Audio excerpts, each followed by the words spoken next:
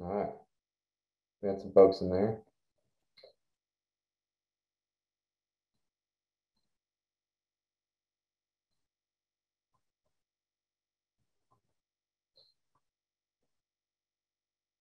Give it another minute there, Chris, and then we'll rock and roll. Sure. Yeah. We'll wait till the top of the hour. I've done a couple of these, so give people a minute or two to settle in. You know, it's funny, Zach, and I know people can hear us here. You know, when a couple of years ago, this was all new technology, but now I think we've regrettably have become whizzes at this type of stuff. I laugh because I think Bob and I thought, you know, we were laughing the other day thinking about 2020, right? And think about you know, are people going to be, you know, now it's like, you know, we were like, oh, people are going to miss come back to the office and meet with us. Now we're offering Zoom. There's so many reasons to not come see us. So. Yeah, right.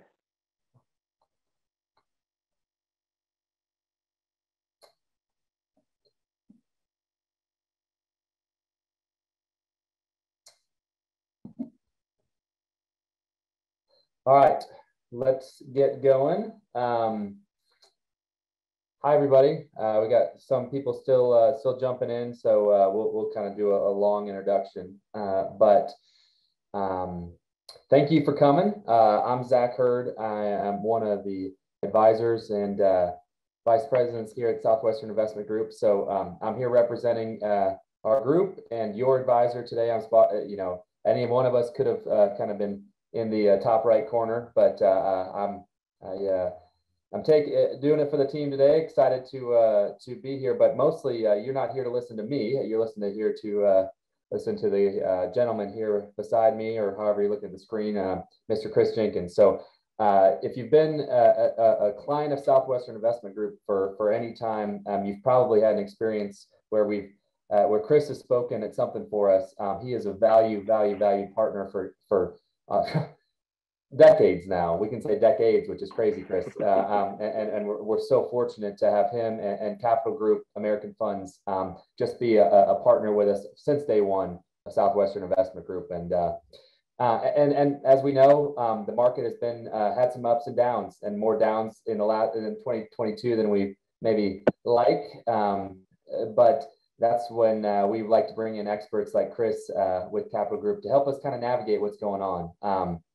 And just to remember that this is a long-term and a long-term plan that we plan for. So every one of our clients has, we said the other day, has at least a 2-year time horizon. And so if they're 98, they've got we think a 2-year time horizon at least. So this is a long-term view. But I'll give a little bit of background on Chris.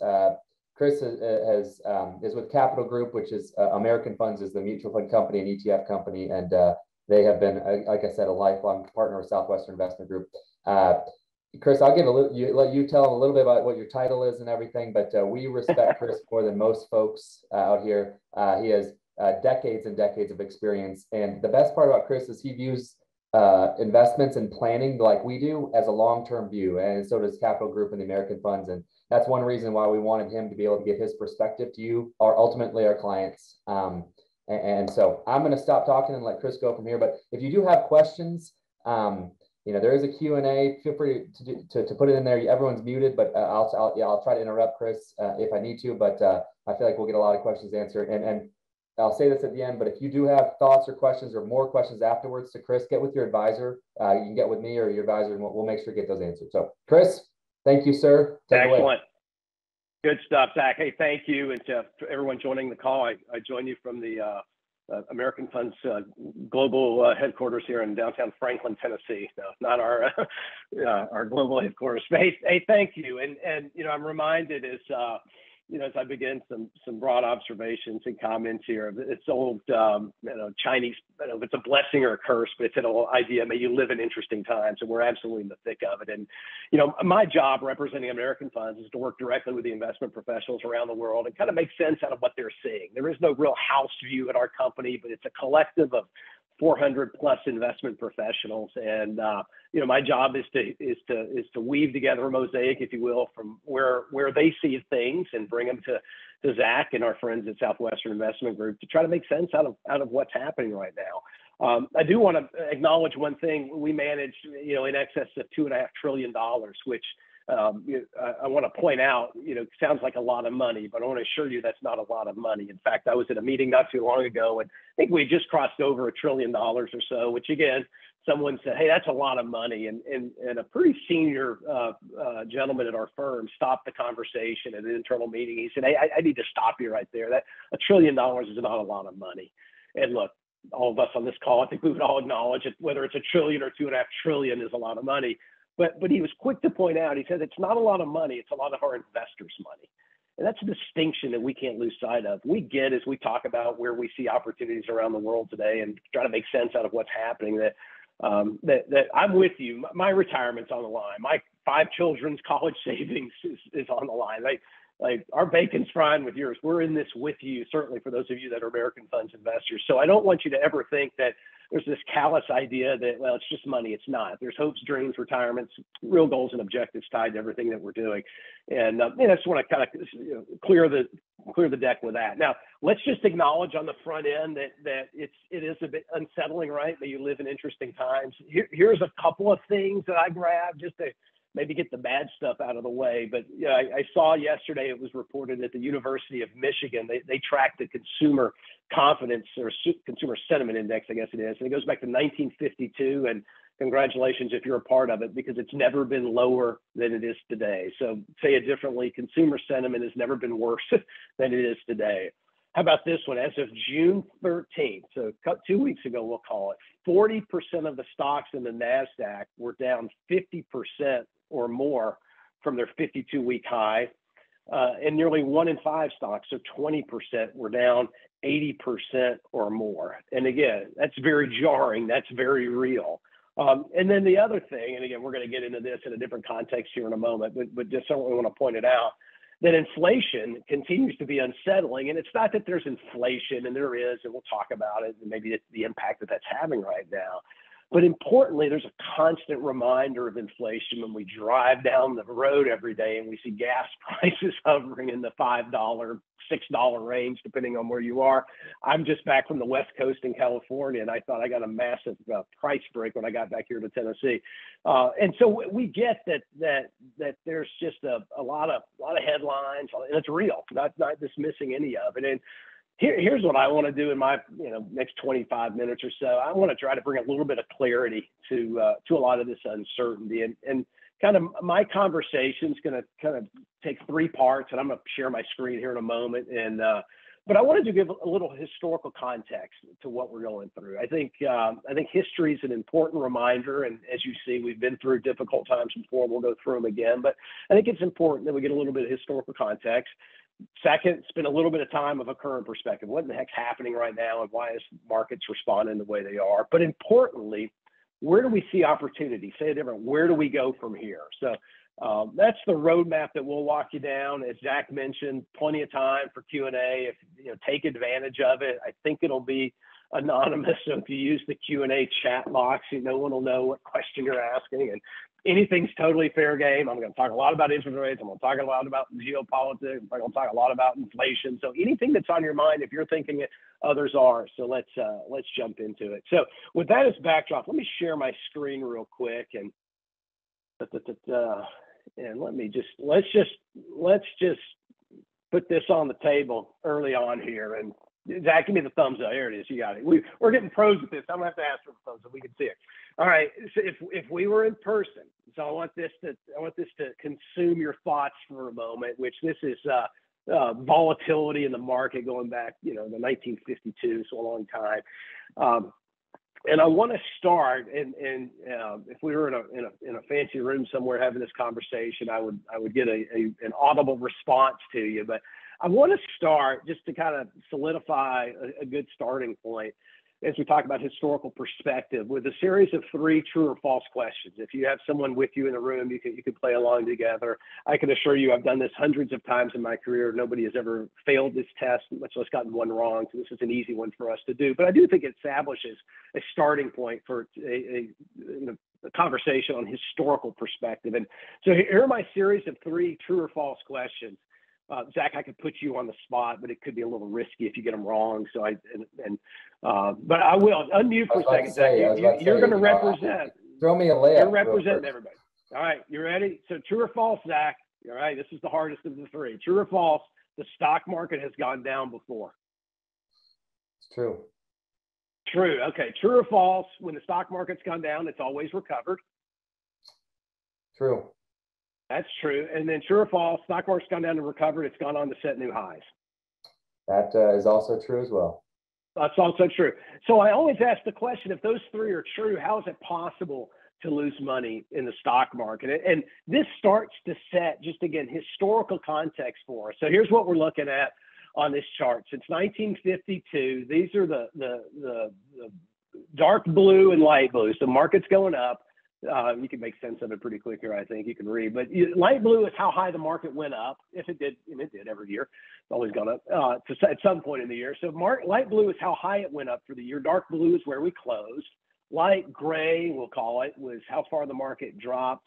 And dark gray would be if we closed negative where it closed. So what we are going through, and you can see this history of decline since 1952, we would anticipate a 20% more pullback every 5 to 6 years, somewhere in that range. Now, I will propose to you that in 2020, it was really almost a manufactured pullback, right? It was the response to shutting down the economy. So there's a lot to it, but we would anticipate what we're going through about every 5 or 6 years. But as you look at this chart, if you have a pen handy, this could serve as a good reminder, because I'm looking at that. It looks like an EKG of an unhealthy person just flying all around.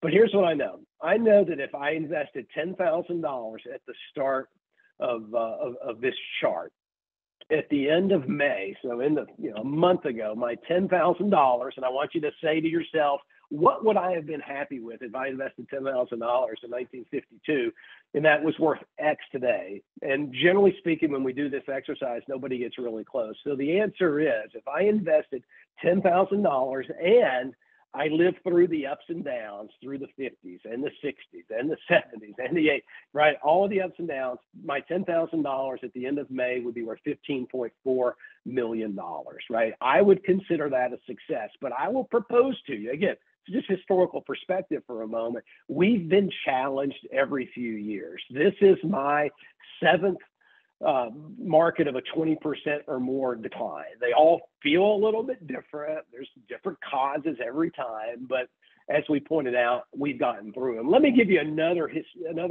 graphical view of that if I can, because this comes up a lot. Like, Chris, I'm worried about a recession. And you know what? Maybe we'll have a recession. Maybe we won't. We're not in the recession predicting business here at American Funds, but we do acknowledge that historically we go through them. So we thought it would be important if we give it a little bit of scale. So here's the scale we're looking at. Again, same time frame as the previous chart. The blue represents the expansion, so that's cumulative GDP growth. And the purplish color there represents the decline. So when we give a little bit back, and let's be clear, a recession is 2 consecutive quarters of GDP decline. It doesn't take much to call it a recession, right? So if I look at this historically, here's what I know. Going back to 1950, my average expansion is about 69 months. Call it 5 years, somewhere in that range. The average recession lasts about a year. So it's 70 months forward for rounding, 10, 11 months backwards. 70 months forward, 10 or 11 months backward. And we generally, they're painful, they're not fun, but they're normal, they're natural, and importantly, they're necessary to get rid of some of the excess that gets built up. And without forecasting what we think is going to happen or not happen, if I report back to you a year from now that we were in a recession, or heck, maybe we're in one today, I would say, yeah, that's about right. We were kind of due. Again, I'll propose that the 2020 recession was artificially created with a lot of the policies, and we don't have to rehash that. Happy to go through that in Q&A. So what does that mean? We're kind of due if we do enter into one. Yeah, we would say it's about time for us to enter one. How about bear markets? This is a similar type of chart. It says, okay, Chris, I get the day-to-day, year-to-year stuff. But let's look at longer term views. Well, here's what we know. We know that the average bull market, you triple your money, 279% rough rounding. Then we give about a third of that back.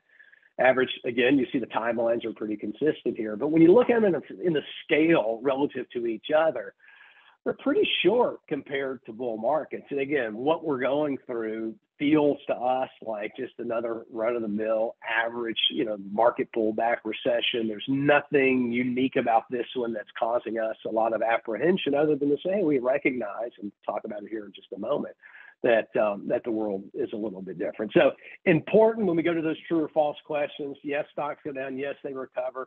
And yes, they've gone on to set new highs. What stops investors, and again, I always ask that question, if those three are true, how do you lose money in the stock market? It's failure to comprehend and failure to understand how this stuff works. And Zach, I don't know if you've had it. I certainly have had investors say to me, well, Chris, I get that, but I don't have time to recover this time. And, I will remind you that it's common. I know Zach and everybody at Southwestern Investment Group know them all quite well, that generally when they do planning scenarios in retirement, it's generally a 30-year retirement. So even if you retire tomorrow, I'm going to propose to you that you have a 30-year time frame to consider. So I think you may have a little bit more time than you think. So there's historical context, important just to level set where we are.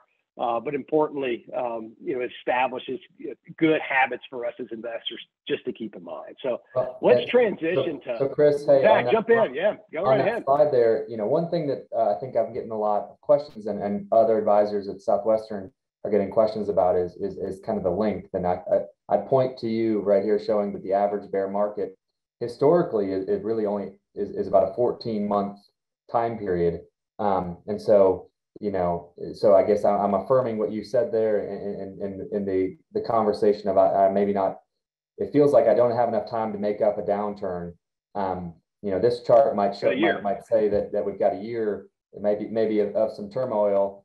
Then maybe if you look above, then another 5 years of a run. That's kind of so. Yeah. If you look broadly at that, that granted that's history, and we got to look back, right, to kind of look forward. Unfortunately, but history says that if you can kind of withstand, right, a 14-month, you'd really benefit from that. That's right. And, and let me introduce in the conversation here, the great John Templeton, one of the world's best investors from Winchester, Tennessee, not far from here. Sir John Templeton said the four most costly words in investing are this time it's different. So some of you may be thinking that right now, and I'll remind you that those are often the four most costly words in investing. So yeah, I get the history, but it's probably different this time. And I think we let that serve as a little bit of historical context. So, all right, let's pivot. Current world. What in the heck is happening right now? I'll give you three things. I may enter a fourth into the conversation, and they're kind of laid out for us quite well. If you're at a cocktail party and someone wants to know what in the world's happened, it's pretty simple. It's prices, it's Putin, and it's Powell. And we'll talk about each of those quickly. But I think historically, and again, when we look back on each of those past markets, we can go back to slide and go, well, what caused this and what caused that? Well, we can find stuff every time. You're in the midst of it, you kind of know what's causing it. And whether it's, we'll get into all the reasons why historically, but today, I think we have a high degree of confidence that you have this convergence right now of prices, which is inflation. It's 7% for the first time in 40 years. So the market says, well, what does that mean? That started the year off as the inflation print started coming in. It started us off into a little bit of a tough market. And then you had Putin, right? Russia invades Ukraine. And you can really make that broader as a larger macro economic event, but it's certainly, from a geopolitical perspective, very real. So the market says, well, I don't know that I like this inflation idea, but I certainly don't like this geopolitical stuff that's happening. And then in March, there's a lot of questions about the Federal Reserve. That's Powell, right? So prices, Putin and Powell, Jerome Powell, the head of the Federal Reserve. First rate hike we've seen in 4 years. But importantly, the market started to go, you know what? I think you waited too long. I think you waited a little bit too long. And the first time we had a negative GDP print, it's been kind of downhill since then. So I think this has been the challenging backdrop for the markets this year. And not suggesting it's going to turn the corner tomorrow, as Zach, you pointed it out. Normally these things last a year, could be a little shorter, could be a little bit longer. I think it's important to acknowledge that once some of this does settle down in the coming months, let's be clear, we have midterm elections coming up. And if we didn't have any of this happening and we were in January and we didn't have bad inflation prints and and Putin wasn't on the list of things to worry about and the Fed wasn't doing anything yet, I would have said, hey, the biggest concern this year is probably going to be volatility around the midterm election. So everything that we've had as well, not even trying to factor some of that in. So I would prepare us all for that conversation that I can't wave a magic wand and say, oh, this is going to get better tomorrow. I don't know that that's the case. Hope it does. But I think we have to see how some of these policies work out, right? We have to, let's go back to inflation. Yeah, how well do we curb inflation? And it's real, again, not dismissing it by any stretch. I will tell you the bond market doesn't put a whole lot of worry in inflation numbers right now. Well, what do you mean? Well, here's what I mean. If you go onto the Federal Reserve's website, I did it an hour ago, and you look at forward inflation projections, what does the bond market think inflation is going to be in the next 5 years? It's about 2.5%. So the bond market, and they generally get it right, thinks the Fed's going to get this right. Probably not in the next month, 2 or 6 months, but there's some confidence with that.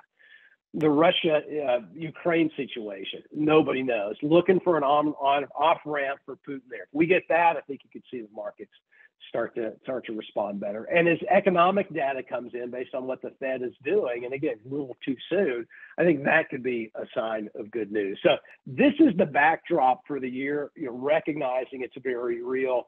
But I think from where we're sitting, it's going to be temporary. But here's what I really want you to think about. One interesting question. Go ahead. Yeah, I know we had some questions. Let me. One interesting question that came up, and which I appreciate, is how much credit or blame does any administration, not saying this one or previous or any of them, deserve for kind of the onset of a bear market? It seems like zero. It seems like, zero. It seems like they're inevitable. Yeah.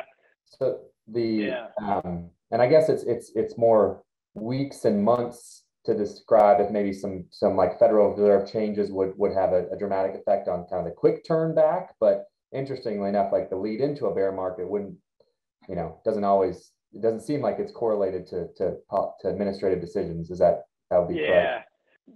That's exactly right. The market just doesn't like uncertainty. So whoever's in office, they sort of know the rules of the game, and history's filled with that. And we'll probably dust off some of that in the fall when we talk about elections, just to make the case. Markets don't care who's in office, and we got a lot of data and history. And again, that's not advocacy for one party or the other. It's just analysis of the real world with what's happening, and markets shrug it off. And this kind of gets into that a little bit, maybe in a different way, is that there are certain industries that tend to do better under different regimes, right? And so here's what I want us to think about. So as we think about, all right, we got all this history, but that we can consider, and then we go, okay, Chris, we got Putin pound prices, and that's causing that. So where do we go from here? And I think it's important because this is going to start to help us set the stage a little bit of where opportunities could be. And here's what we've noticed. Going back to 2000, we had the tech bubble burst, and we had the financial crisis. Again, the March of 20 snapback was so fast that it's really hard to gather data from that. But what we've noticed, certainly in the last two significant pullbacks, is that what the sectors that were leading coming in aren't leading coming out. And this is that rotation that we see take place, that new leadership emerges because a different type of potential economy emerges, right? Certainly coming out of recessions that are tied to bear markets, with this one certainly will probably be. So go back to the tech bubble bursting. I'm just going to hit the highest and lowest in this example, but you look at information technology that's up 60% prior to the bubble bursting. Consumer staples were flat, couldn't give them away. We'll look at one of the best sectors coming out. On a relative basis, staples still stayed nowhere. But look at energy. Energy stocks, again, same story. You couldn't give it away. How about the financial crisis? Best place to be was energy that time, right? Coming out of it, where was the best place to be? Well, it was the loser in the previous market, which was consumer discretionary. So I think we're at this point right now where we're saying, what's going to lead us coming out of this? And I'm going to propose a solution, and I'll give it context and for the conversation. But I think this is what we're keeping an eye on. And I'll say this, look, I know everybody doesn't have 100% of their money with American funds, but I will tell you from our view that this is what we pay managers to do right now, is to make pivots in portfolios.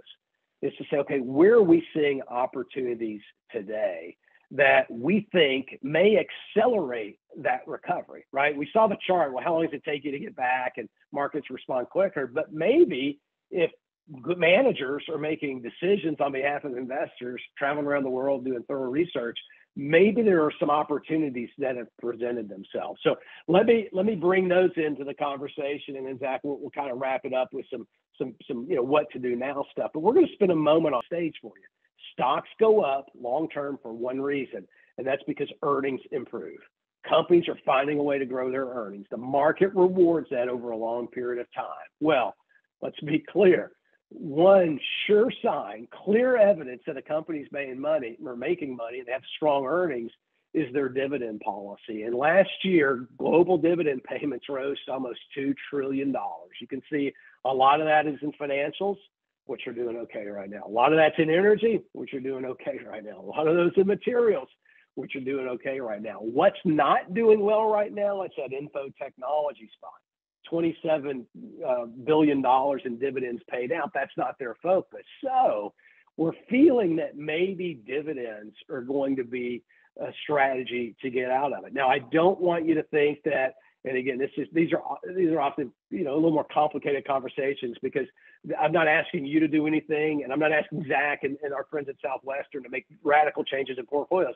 This is what we're doing in our portfolio. So those of you that own American funds, you're going to slowly see some of these transitions potentially happen, depending on the strategy that you own. But here's where it's happening. Here's some sectors that excite us, and we'll give you a few examples here.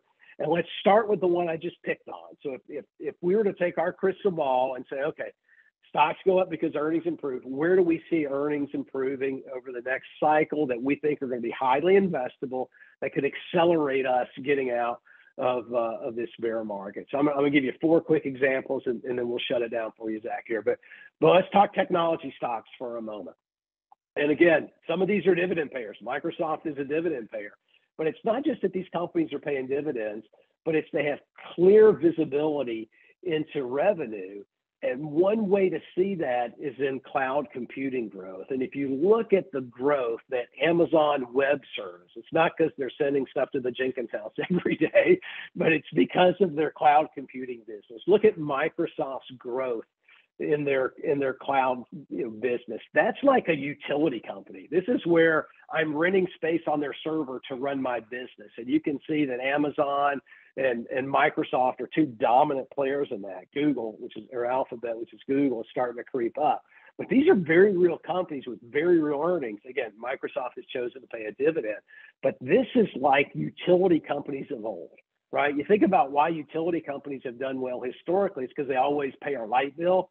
Well, I'm going to suggest that now companies that are utilizing cloud computing are going to be paying their cloud bill. So keep your eye on these stocks. That excites us. How about this one? This is a great one. Mining companies. A lot of discussion about electric vehicles, right? If you look at nickel and copper, is a big part of EV. Well, we looked at these 2 examples. We took the 5 largest mining companies, and the market capitalization is almost equivalent to that of Facebook or Meta. But here's the difference. Last quarter, Meta, Facebook, had $7.4 billion in net income. These 5 companies had $35 billion in net income. So we think the market is not appreciating the growth of real companies that make real things that are going to have real applications. I was driving 65 South not too long ago. Those of you in Middle Tennessee, there's a big battery facility going in for the Cadillac. I was driving to Memphis a month ago, and Blue Oval City that's going in 5,000 jobs for Ford for their battery plants. Well, these are the companies that are going to supply a lot of that stuff. Highly investable, pretty good bargains right now, and again, looking undervalued with a massive demand. If you're in Nashville area, if you're not, still going to be true. Healthcare. The drug pipeline is unlike anything we've seen in literally decades, and it's highly investable. You have healthcare companies, Merck most recently, Humana today, hitting all-time highs, and they're finding ways to produce a lot of strong earnings. And again, they're undervalued right now. So in this market, what's going to rise out of the ashes, so to speak? It's going to be companies like that in the healthcare space. And then finally, this is an interesting one, but it's boring industrial companies, right? Big dividend payers historically, they find ways to make money. You're seeing on a global scale right now a reset of more carbon neutral operations, not only by these companies, but by builders in general. So there's a demand right now for far more environmentally conscious energy and ways to manufacture some of the industrials to make these buildings more sustainable. So again, incredible opportunities for us on a global scale right now, whether it's Carrier here in the US or SICK over in Switzerland, highly investable companies that, again, stocks go up because earnings improve. We see good opportunities with those. So let me stop there, and I'm going to close it out with just one comment. And then does that make a really big case for diversity? That feels like you're screaming that being diversified really matters, especially with your equities. Well, and so that may be something I'm picking up. Well, that's it. Yeah. Let me hit that. So here are the three. So with all that as backdrop, right? I mean, let's just summarize some of that stuff. History, we've been through it before. Putin pound prices, we get clarity on that. We'll start to work through it. Stocks go up because earnings improve. And again, dividends are clear evidence of that. So potentially, if we're in a market that goes nowhere, these dividend paying stocks are going to be good to own. But set all that aside, because I think that's none of that you have control over. So I want to kind of close with, and I joined American Funds in 1994, so nearly 30 years of doing this stuff and having conversations. I've identified three common traits that the most successful investors have, how they weather these storms, how do we get through this stuff? And this, you do have full agency, you have full control over these three things. So while you can't worry about dividend payments of Microsoft, let us worry about that. Here's what you can control. And if you can master these three, I think we're gonna be fine as we look forward. So number one, again, file this under common traits of successful investors. Number one is to have clearly defined goals.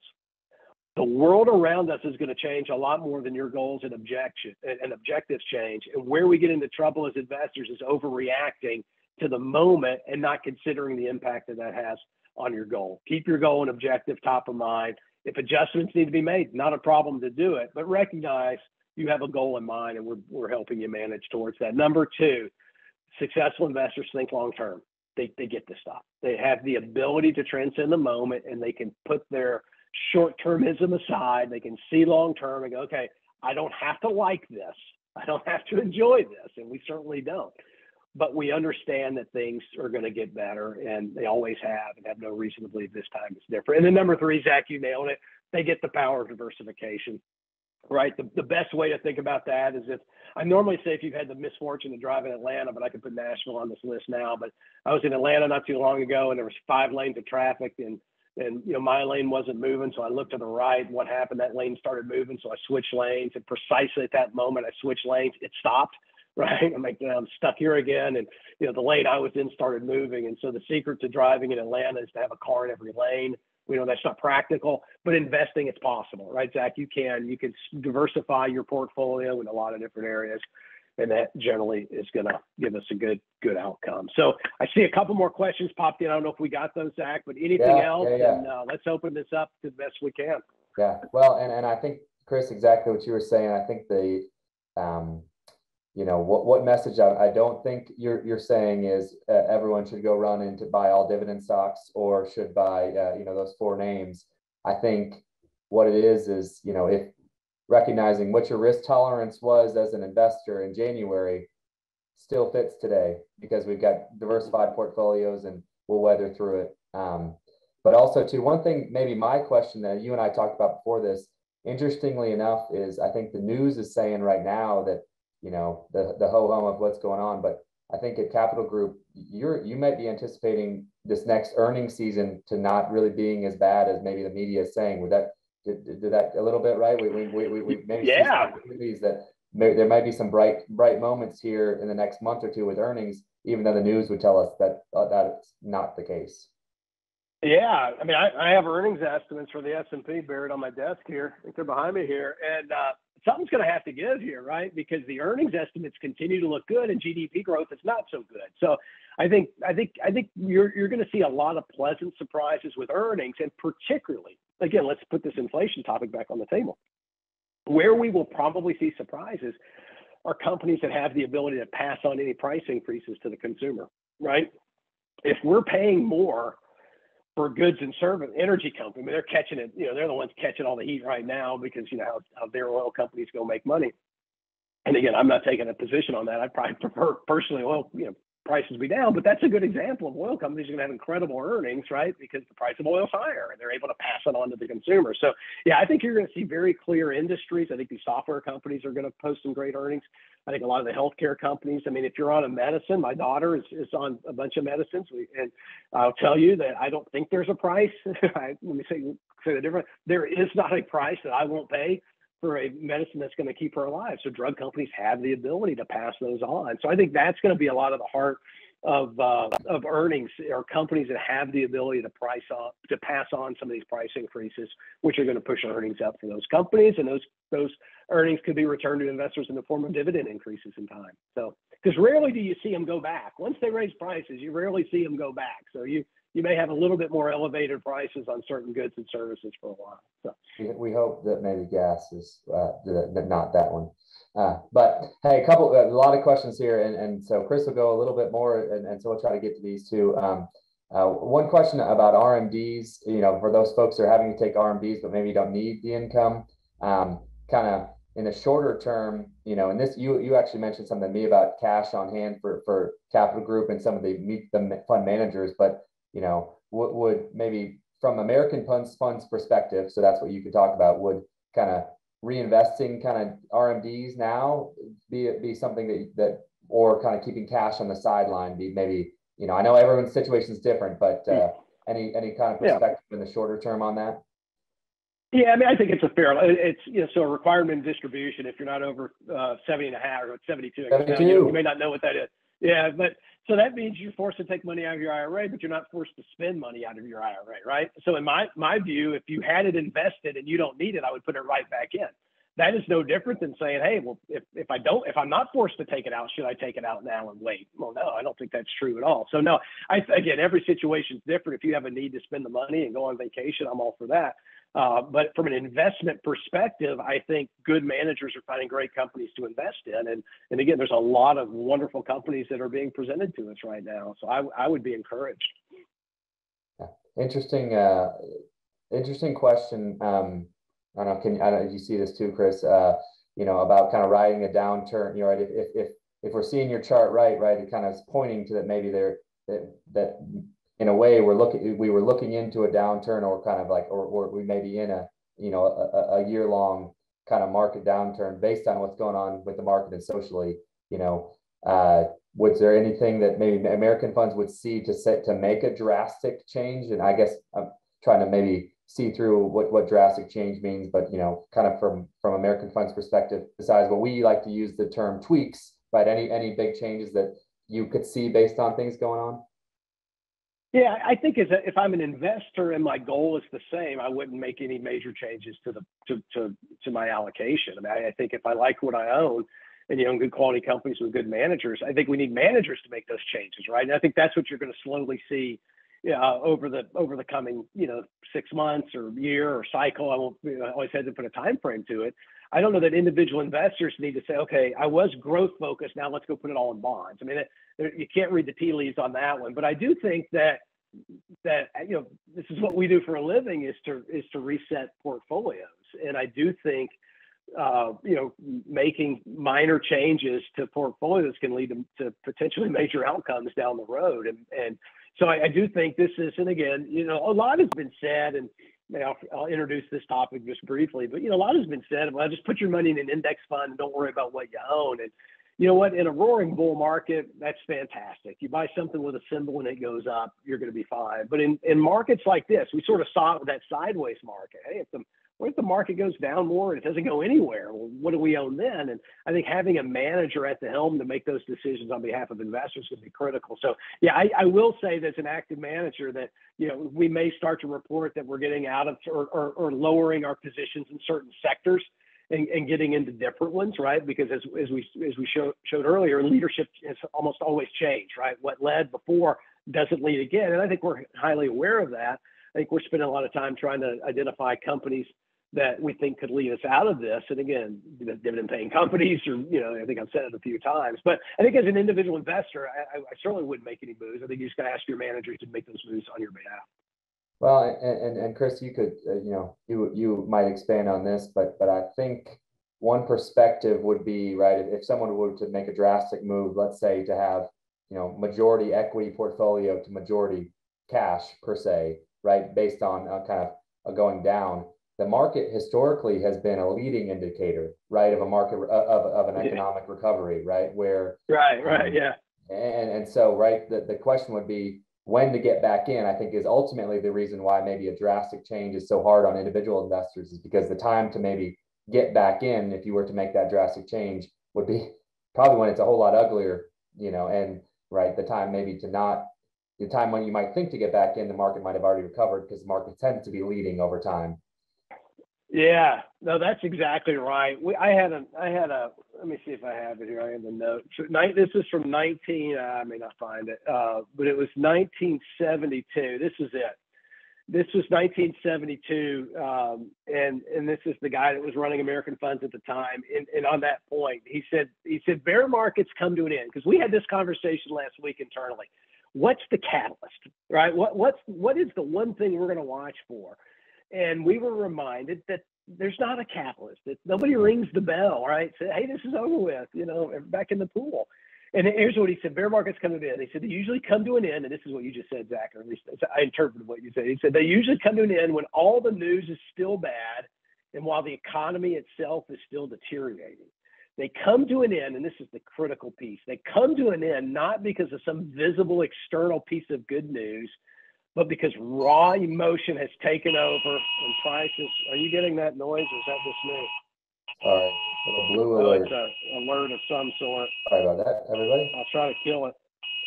I have too many phones. That's my problem. But everybody's probably getting that now. But so let me restate that. They come to an end not because of some visible external piece of good news, but because raw emotion has carried prices too far down. And I love this, and this is fitting for us tomorrow. He said, and then some Wednesday morning reality slowly begins to take over. And I think if I were to go to cash and get out, evidence is very clear that doesn't work, because you don't know when to get back in. Here's my exception to that rule. I do have an exception to the going to cash rule, and it's actually pretty simple. I'm going to make up numbers. If I say, hey, Zach, I need $1 million to retire and my account's worth $1 million, go to cash. You've accomplished your goal. Congratulations. Now, I can assure you that when your account in the midst of a bull market is at $1 million and you're going, well, maybe I want $1 million too, right? It's hard to do in that moment, but I'm totally fine going to cash if you've accomplished your goal, right? I look at my kids, again, 5 children, and paying for college. I got a couple that still haven't gone to college yet. And I've saved enough, I think, to pay for their college. So for them, I have gone to cash, not because it's an investment call, it's because I've accomplished the goal. So I do think that you have to look at your portfolio in parts, right? And if there's a goal you've accomplished and you still have enough money in that portion of your portfolio, I have no problem getting far more conservative with that. So I think it's a little bit more nuanced than trying, to your point, time the market, because that has never worked. Yeah. Many of our retirees, though, unfortunately, we have more income, how much money we want to live on monthly, as opposed to kind of a dollar goal, right? And so that's your point is so well taken. But many folks, we need to account for a new word that we're coming back into play, inflation, right? And that is a real thing, and we've been planning for it. So we've been anticipating times like this. So a couple more questions, and I think it's a little shift too. We didn't really talk a lot about the pandemic. It kind of still, especially. In China, which still seems to be holding up some supply chain. But from Capital Group's perspective, the impact of the ongoing global pandemic, and maybe the impact on kind of local, kind of the U.S. economy, maybe economies abroad. Yeah, great question. Important question. So we would have told you 2 years ago, if you were on one of these calls, in the midst of all this, we would have described the pandemic as a valley, and we could see the other side, and I think we're on the other side of it, but we didn't know how deep it was going to be or how rocky the terrain was going to be, but we saw the other side. And I think for most economies now, certainly with the vaccine, we're on the other side. And I remember being on a call in June of 2000 with our vice chairman, and his view then, and I think it would still hold true today for many of us at Capital, is we're going to have to find economically speaking and socially, find a way to live with it, because it's not going away anytime soon. And even with the vaccine, I think we're learning to live, in the context of it. China showed you that a zero tolerance policy doesn't work. They shut down, and it didn't help a whole lot. So I think a lot of countries learn from that example. So I think you're seeing this spirit of this new world and how we're going to continue to live with it, and new variants, and we've seen the ebbs and flows of that, and we would anticipate that. However, or in addition, maybe better said, I think one thing that will be interesting, that has been revealed through the pandemic, is the importance of supply chains. And you're going to see, and I don't know that I have the perfect word for it yet. Maybe it's reglobalization, maybe it's glocalization, to use that phrase. But I do think one opportunity that's been presented, that's been revealed in the pandemic, is the importance of having control of your supply chain. Ukraine has actually been a part of that story as well, right? Because if countries around them were dependent on grain, other things from Ukraine, I think having control over that's going to be important. So I think one part of the pandemic that's going to be with us is you're going to see a significant increase of a supply chain reset on a global basis. Highly investable. Again, I could have used that as one of the stories to talk about today, but I think you'll see you'll see that as a long-standing impact. An example of that could be Taiwan Semiconductor and ASML, the big chip companies, establishing a bigger presence here in the U.S. We learned that here in the U.S., that when the supply chain shut down and lack of chips,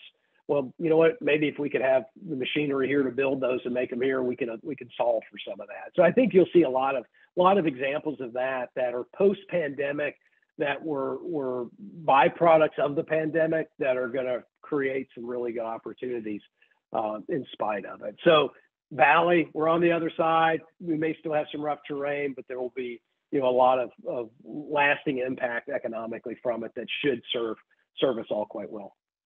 Last question, then I will wrap it up, which is a good one. It's interesting because it you're talking about dividends, definitely got, thinking, that if one were just hearing some of the words, they'd say maybe we rush to income. But one question is about kind of someone in their retirement years, right? Maybe a retirement portfolio under a Capital Group's perspective, right? Should it move more towards an income generated, or is it kind of one of those things based on the longevity of someone's plan? It's just a balance per se. Yeah, I think the current state's not the permanent state answer to that. Here's what I mean. I think a lot of that may depend. So let's just reframe that differently. I'm retired, right? I'm retired and I need income, right? I need to live off of it, right? We save money for some reason. We retire one day and we call you and Bob Searcy. Hey, Bob, I saw he was on here, so I mentioned his name. I'll never not mention his name.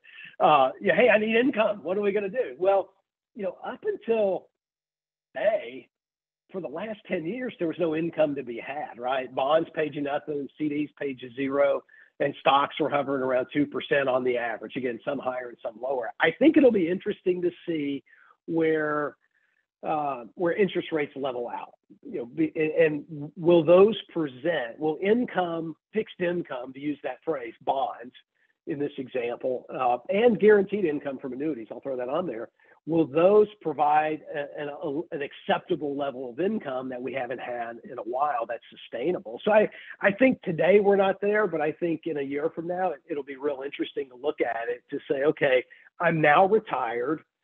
I still need growth, so it'll never be 100%, right? Because if I'm in fixed income and we have inflation, which we will, I'm always going to lose. So I need to make sure I'm outpacing inflation. But to allocate a little bit more to income-producing investments, whether it's bonds or guaranteed, income off of annuities, I think those will start to present some opportunities. Not there today, but I think in 6 months I would revisit that topic. And if I'm retired now, I think if you get through the year and get through some of this, I think it'll be an interesting opportunity to see, are there changes that we can make just to bring a little bit more stability to the portfolio by getting coupons delivered to me every month, meaning, is it enough to live off of? The example I use is my grandmother's CD. She retired, I got it somewhere, I got it over there. My grandmother retired in 1981. The CDs paid her 15%. So 100 grand paid her 15,000. She died in 2001. CD rates were 1.5%. So her income went from 15,000 to 1,500. Sounded good when it was at 15,000, not so good at 1,500. So I think it's a bit nuanced, but it's a great question. I would absolutely keep that one top of mind as we watch, rates continue to move up. That may present some opportunities. Chris, I kept you longer than I've twisted your arm. It's all good. Well, we can see the participants, Zach. Everybody stuck around, so we didn't lose anybody. So. Wow, we appreciate you a lot. I'm again representing kind of all our advisors at Southwestern. Really, really so thankful, Chris, for you. I guess my quick overview is that I heard you say we get folks invest money in and we help them invest money based on goals-based investing. And because the market's down right now, hasn't changed a lot of those goals for folks. So ultimately, that points to staying where we're at and kind of letting managers and portfolio models staying invested in letting the managers and the portfolio managers make those tweaks. There's some opportunities out there, and that's why we work with great companies like you. And I've used this phrase a little bit, but now's probably a really good time to stay in the boat. I'm with you, my friend. Well, look, if you didn't get your question answered, you have more information, reach out to who you need to, and they know where to track me down. And we appreciate the opportunity, Zach, as always, to share with our friends at Southwestern, and anything we can do to help, we'll be here for you. Wow, Chris, thanks a ton. And yeah, we're going to try to get these slides. We'll get them approved through Chris and compliance, but we're hoping to be able to get this out. And if you didn't get enough of Chris and I, you can replay it as many times as you need. So we appreciate all you guys. And thanks again, Chris. And we'll be in touch. Please reach out if you have more questions to your advisors, to us, and we'll get them back to you. But we very much appreciate the opportunity to work with you all.